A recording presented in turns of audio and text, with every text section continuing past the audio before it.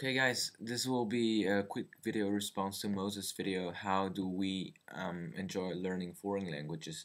So I think I will respond to this video by some examples of my languages. So first of all, about English. I learned English at school and it was pretty bad because they focused on grammar. They just taught me past continuous, present continuous, all those stuff, and numbers, all those when you know colors, numbers, all those stuff, you cannot communicate. This is so bad. So I decided to learn it um, by movies, watching movies, and I watched a lot of movies in English, and also I don't know, Lost, Prison Break, all those stuff, and everything in English. And I got used to it by listening, and also YouTube helped me a lot. I was searching some interesting stuffs and I was listening to it.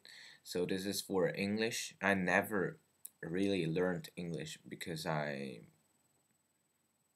don't know, I didn't get interested in English. It was just like a tool to communicate with the world, and yeah. And let's speak about Japanese. How do I have fun learning Japanese? Well, Japanese is kind of different because it's it's very far from Europe. So and it's not like Chinese because Japanese to have opportunities to practice it. It's kind of hard to find them those opportunities. So fortunately, I found a Japanese community here in Belgium, and I had to search on the internet, and I found yeah, a community where they actually it's a Belgian and Japanese community, and what it basically what it makes it's what they organize some activities, and you go there to practice Japanese, to learn more about Japanese culture, and also to get to know Japanese people and make some friends. And yeah, I went there, and I also made a video. I posted, I think 4 or 5 months ago.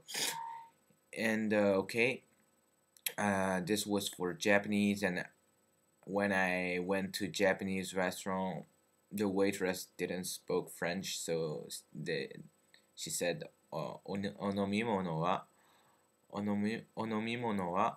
I had to respond, "Ocha onegaishimasu."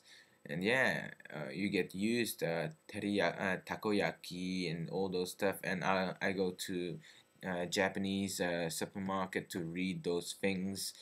And in fact, when I learn Japanese, I try to use it. I try to um, I don't know, integrate it into real life. It's not like just stuck in textbooks. This is not funny if you just learn in textbook and you never get out of it. So, and I speak from time to time. I speak to my Japanese friend in Japanese. I help him in French. He helps me in Japanese. Sometimes, as you may know, I never study grammar, so I'm learning intermediate Japanese right now, and sometimes I need some grammar because I cannot get the meaning of uh, let's say mm, shimau. I didn't know that shimau, when it ends with shimau, it has a meaning of something bad or all those stuff. I had to mm, ask for help. And this is why I love Japanese, because it's like a challenging language. It's not too easy. If a language is too easy, there isn't any fun to learn it. And if everyone speaks the language, it's not fun. Like English, it's not so fun learning English. It's, I think, learning Turkish or Arabic or something like this. It's funnier because it's special. And learning English is not so special because everyone learns English. And let's talk about Italian, how I had fun with Italian. Well, basically, I had to struggle for a month to be able to communicate in Italian. I know I'm not perfect. I'm just maybe intermediate. I don't know. And I had a lot of fun with Italian because actually I I get to meet a lot of Italian people here in Brussels. So um, when I meet them, I meet them everywhere, at the library, in a bookshop, at the university, on the street. I meet some I don't know Italian teachers, and I just practice speaking. I don't care about grammar because it's similar with French grammar.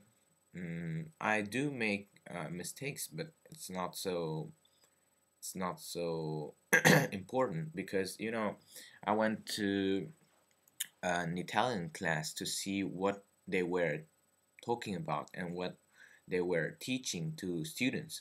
So they were teaching pronouns, all those stuff, io, tu, lui, noi, voi, um, and all those stuff, il mio cellulare, il tuo, il suo, il nostro, all those stuff. And this is kind of weird because the people were there, they are all French native speakers, and they cannot handle a simple conversation. I went to them and I tried to speak to them, and they always had to think about it. And I just learned 4 months, and I can communicate because my system is so different from their system. I don't focus on grammar. I just learn phrases in context and vocabulary in context. I never break stuff down. I just have it, just absorb it. During, let's say, Italian is 4 months. Russian will be 2 years if I do it. Arabic also.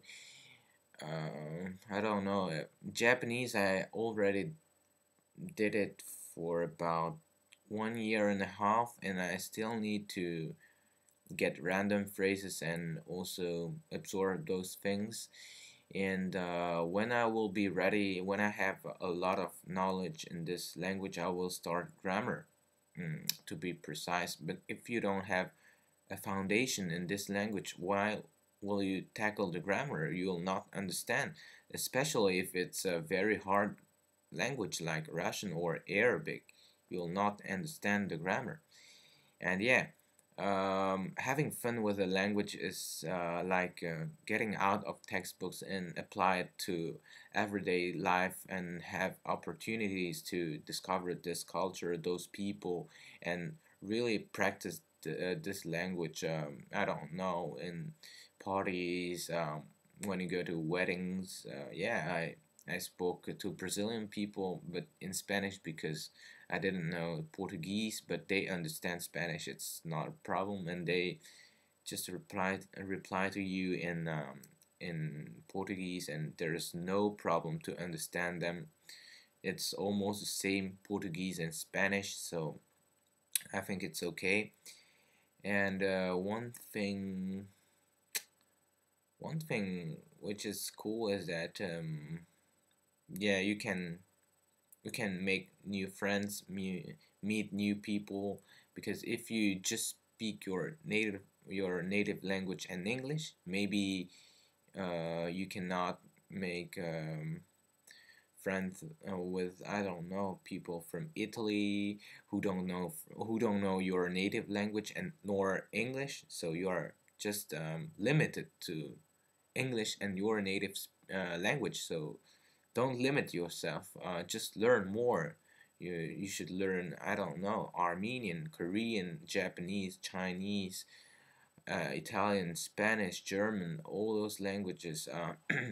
Maybe Georgian. I don't know because we have a lack of materials to learn Georgian. I don't know if you have to choose a language more than English and your native language, and you'll see it's something very interesting. Okay, goodbye.